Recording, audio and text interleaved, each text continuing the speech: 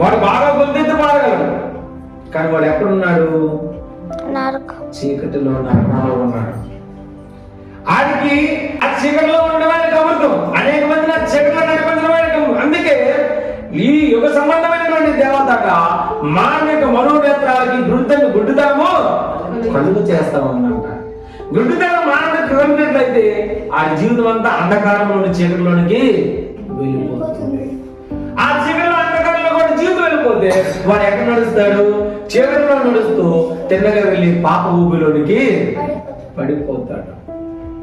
అందుకే వెలుగట ఈ లోకంలోనికి వచ్చిందంటే ఎక్కడికి వచ్చింది? వెలుగు లోకంలోనికి వచ్చింది. లోకంలోనికి వెలుగు ఎందుకు వచ్చిందంటే లోకంలో ఉన్నటువంటి వ్యక్తులు పాపంలో పడిపోతున్నారు, చీకటిలో పడిపోతున్నారు. అందుకే వెలుగు వచ్చిందని దేవుని స్తోత్రం. అలాంటి వెలుగులో మనం ఉండడానికి ప్రభు మనల్ని కోరుకుంటామన్నాడు.